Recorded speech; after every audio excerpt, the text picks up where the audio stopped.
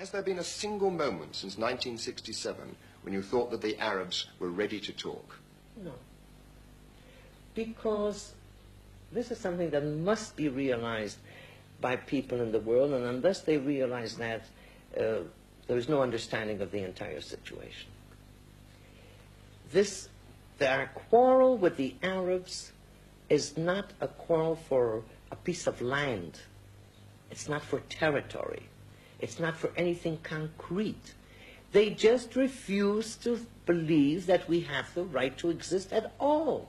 But surely for the people who were here in 48, who have left then, surely for the Jordanians who are now on the other side of the Jordan, surely for them it's land. And don't you understand them and their desire to come back? Why did they leave? Well, many of them were refugees of war. Maybe they don't like a conquered But army. who made the war? They don't like a conquered army. Therefore, we should leave. Oh, that I understand. Yes, then we can have peace in this area. But without Israel in this area, there won't be peace. The Arabs are not so friendly with each other. But that's none of my business. Oh, this is a solution. But I have a It feeling just happens that there are 14 Arab countries and immense territories. And we've come back. We've been here before. 2,000 years ago. And we've come back. 2,000 years ago. Yes. What did we take away from the Arabs when we came back? We didn't want to live with them in peace. We asked them to leave. We didn't accept the partition of Mr. Churchill in 1922 and the partition of the UN in 1947. We didn't say yes. What difference is there between Arabs who were on this side of the Jordan and the other side of the Jordan? Arabs in the East Bank and the west of the border of the West Bank. I mean, when were Palestinians born? What was all this area before the First World War? When Britain got the mandate over Palestine, what was Palestine then? Palestine was then the area between the Mediterranean and the Iraqi border. You say there is no such thing as East Palestinian. and West Bank, no. East and West Bank was Palestine. I'm a Palestinian. From 21 until 48, I carried a Palestinian passport. There was no such thing in this area as Jews and Arabs and Palestinians. There were Jews and Arabs. The Arabs are prepared to negotiate with us? Which Arab? Where? When? If you know of an Arab leader, head of state that wants to negotiate with us, by all means, tell us. I'm prepared to go to Cairo, I'm prepared to go to Damascus, I'm prepared to go to Amman, I'm prepared to go to Beirut. Anywhere. You would go to these places? Yes. Happily. To negotiate peace, of course. We value life, not only our own. Just we value life.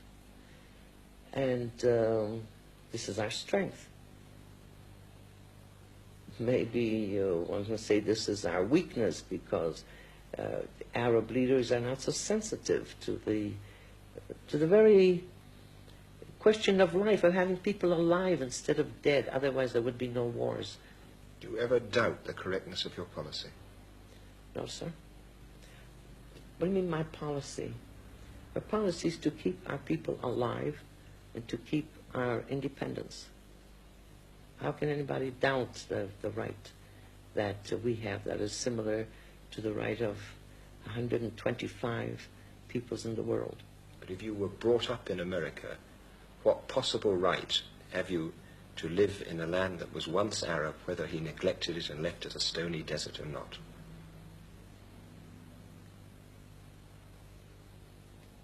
I came to Merhavia when there was nothing there.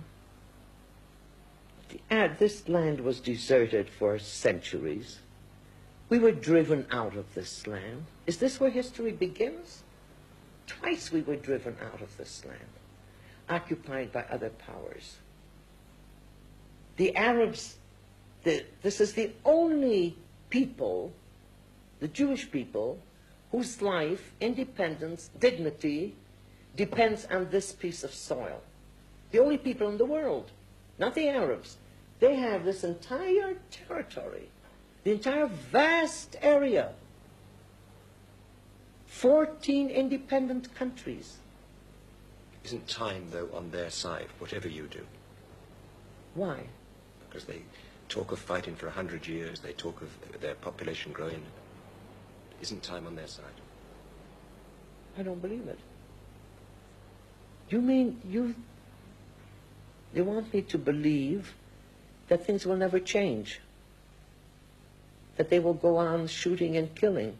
You want me to believe that generation after generation of young people in the Arab countries will have no other ideal except to kill Jews? I don't believe it. You are hopeful? I'm positive that this will not happen. I don't know how long this war will go on. Prime Minister, thank you very much. Thank you.